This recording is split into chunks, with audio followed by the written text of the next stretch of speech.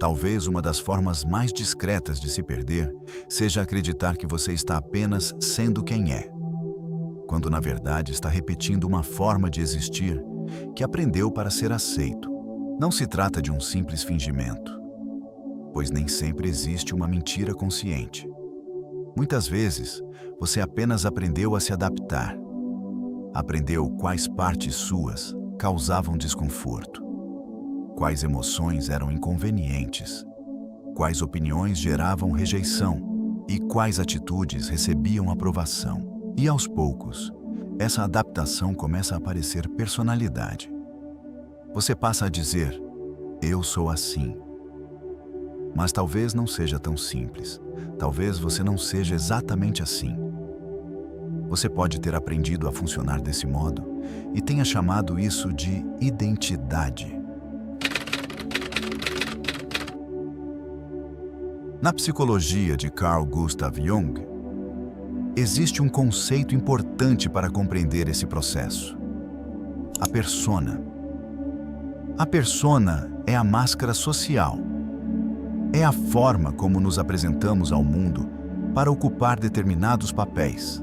Ela aparece no trabalho, nas relações familiares, nas amizades, nos ambientes sociais e até na forma como tentamos ser percebidos. Jung não a tratava como algo necessariamente patológico. A persona tem função.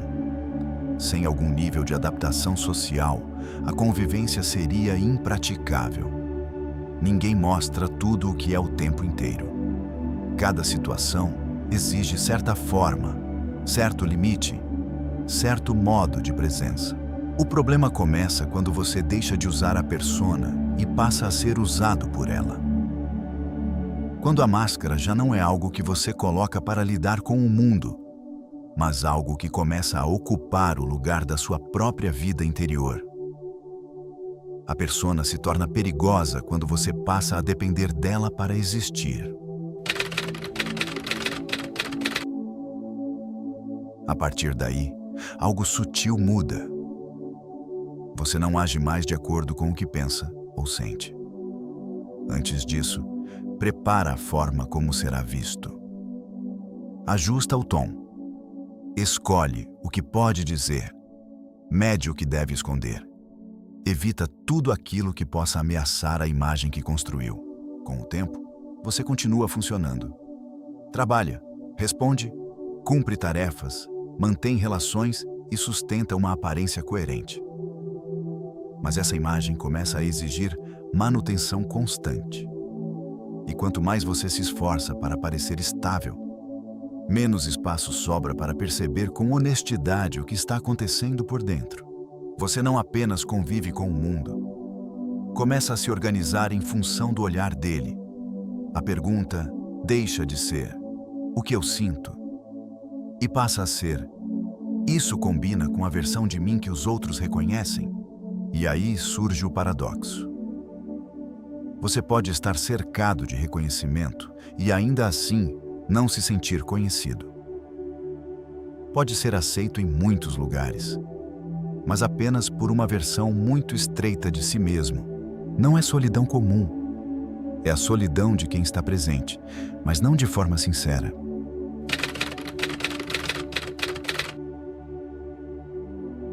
Aqui Jung aprofunda o problema. Para ele, o desenvolvimento psicológico não consiste em apenas se encaixar bem no mundo. Existe um processo mais difícil e mais necessário. Tornar-se inteiro. Não perfeito, não admirável. Inteiro. Esse processo, que Jung chama de individuação, exige reconhecer que você não é apenas a imagem que apresenta. Existe também aquilo que foi reprimido, negado, escondido ou considerado inadequado. É aqui que entra a sombra. A sombra não é simplesmente o lado mau de uma pessoa. Ela reúne aspectos que foram excluídos da imagem consciente que alguém tem de si. Fragilidades, desejos, raivas, inseguranças, impulsos, medos, necessidades afetivas ou qualquer coisa que não combine com a persona que você aprendeu a sustentar. Quanto mais rígida é a persona, mais a sombra é empurrada para longe da consciência. Mas aquilo que é negado não desaparece. Volta de outras formas. Às vezes, como irritação constante, como cansaço que não tem causa óbvia, como vazio em meio a uma vida aparentemente organizada, como incômodo diante de pessoas que parecem ter a liberdade que você não se permite ter. Essa tensão entre imagem e sombra aparece com uma força perturbadora em O Retrato de Dorian Gray, de Oscar Wilde. Mas a obra vai além de uma crítica à vaidade. Ela é uma anatomia do que acontece quando a persona se torna absoluta. Dorian Gray não é apenas alguém que teme envelhecer. Ele é alguém que terceiriza sua sombra. O retrato envelhece, corrompe, acumula as marcas de cada ato que ele recusa a reconhecer como seu. Dorian continua belo, aceito, admirado. A superfície permanece intacta, mas há um detalhe importante nessa alegoria. Dorian não é apenas vítima da própria vaidade. Ele é criação de Lord Henry. Lord Henry funciona como um espelho deformante. Ele seduz Dorian com uma filosofia de dissolução estética, convencendo-o de que a vida interior não importa, que apenas a aparência tem valor. É uma versão sofisticada e sedutora de má-fé. O conselho de que você pode viver inteiramente na superfície sem que a profundidade cobre. O retrato é o que a consciência de Dorian se tornaria se ele tivesse coragem de olhar. E é precisamente por isso que ele não consegue destruí-lo até o fim. A obra de Wilde é perturbadora porque o colapso não vem de fora. Vem do momento em que Dorian tenta eliminar o único testemunho honesto de sua vida interior. Quando destrói o retrato, destrói a si mesmo. Não há separação permanente entre a imagem e o que ela esconde. Apenas o adiamento. Jung usava uma expressão específica para descrever o que acontece quando a persona absorve completamente a identidade de uma pessoa. Inflação da persona. Inflar significa expandir além do que a estrutura suporta. A persona inflada é aquela que cresceu tanto que passou a ocupar o espaço que pertencia ao eu real, ao que Jung chamava de self. Não se trata de cinismo, nem de manipulação consciente.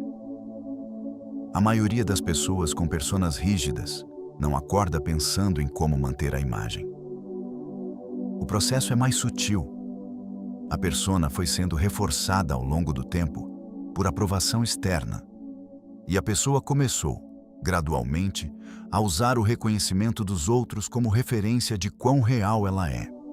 Quando isso acontece, existe uma dependência que raramente é nomeada como tal, não de uma substância, não de uma pessoa específica, mas de uma confirmação. A pessoa precisa ser vista de determinada forma para se sentir inteira. E qualquer situação que ameaça essa visão, uma crítica, um conflito, um momento em que ela não consegue sustentar a imagem, é vivida com uma ansiedade desproporcional ao que aconteceu de fato. Jung observava que esse tipo de identificação com a persona produz uma forma particular de fragilidade. Quanto mais sólida a máscara parece por fora, mais vulnerável fica o que está por trás dela. Porque nada foi integrado, tudo foi apenas escondido. E o que foi escondido não desaparece. Ele espera. Você pode passar anos sendo recompensado pela persona. Pode ser admirado, bem-sucedido, reconhecido. E ainda assim carregar uma sensação persistente de que não é exatamente isso que está sendo visto, de que a admiração está chegando no endereço errado. Esse é um dos sinais mais silenciosos da inflação da persona. O vazio específico de ser reconhecido pela máscara e não por quem a usa.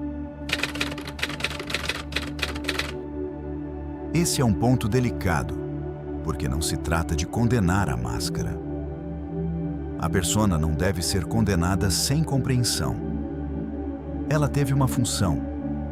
Em muitos casos, ela permitiu que você atravessasse ambientes hostis, relações difíceis, fases em que demonstrar tudo o que sentia não era seguro. Muitas máscaras nascem de defesa legítima. Em algum momento, ser verdadeiro custava caro demais. Então você aprendeu a se reduzir, a se tornar menos incômodo. E isso, naquele contexto, foi inteligente. O problema é quando uma estratégia de sobrevivência se torna uma identidade permanente. Quando você continua se protegendo de perigos que já não existem do mesmo modo.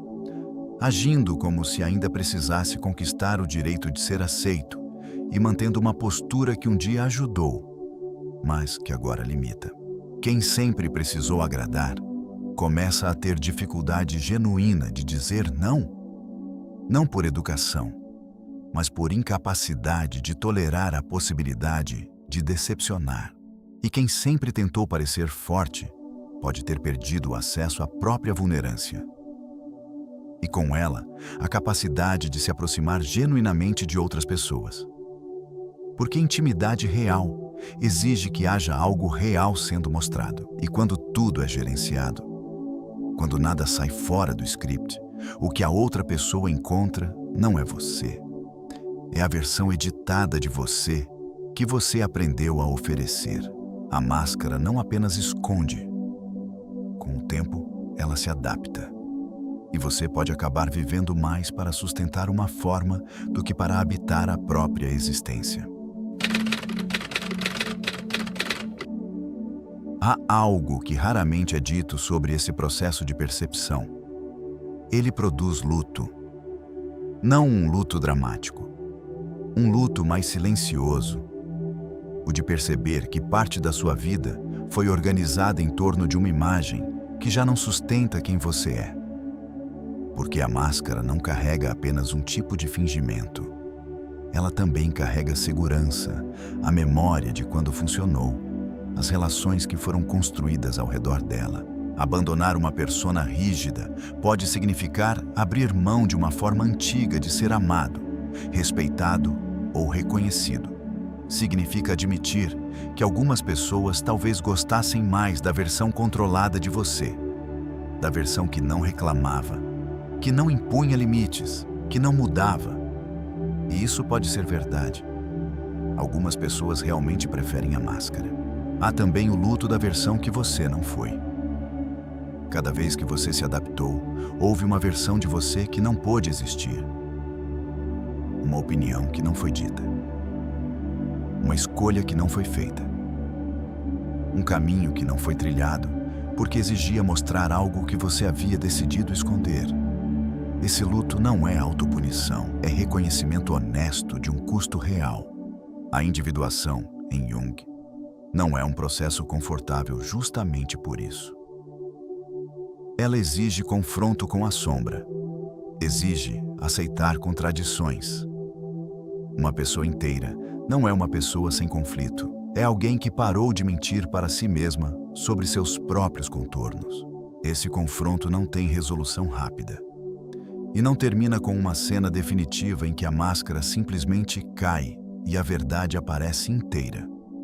Na maioria das vezes, o retorno a si é mais lento, mais ambíguo e mais custoso. Talvez essa seja uma das perguntas mais difíceis que alguém pode fazer a si mesmo. Em que momento eu comecei a negociar minha verdade para continuar sendo aceito? Essa pergunta não serve para gerar culpa. Serve para produzir consciência. Porque, sem consciência, você continua repetindo os mesmos padrões e chamando isso de personalidade. Há uma diferença entre mudar porque você se desenvolveu e mudar porque aprendeu que ser quem é custa caro demais. A primeira é crescimento. A segunda é erosão. E elas podem se parecer muito, porque ambas envolvem transformação, mas a origem é completamente diferente. Uma vem de dentro, a outra vem do medo do que está fora. O trabalho interior começa quando esses mecanismos deixam de ser automáticos. Quando você começa a perceber que talvez não precise mais viver em função de uma imagem que construiu para sobreviver. Não existe um método. Existe atenção. E a disposição de suportar o que essa atenção revela. A liberdade, nesse sentido, não é viver sem máscara alguma. É não se confundir completamente com ela. É saber que existe uma diferença entre o que você mostra, o que você protege e o que você realmente é. A persona pode continuar existindo como forma de relação com o mundo, mas não pode ocupar o centro da identidade. Você pode exercer papéis sem se reduzir a eles. A questão é se, por trás do papel, ainda existe alguém capaz de se escutar. Porque o risco não é apenas parecer algo para os outros, e sim começar a acreditar que você é apenas aquilo que parece.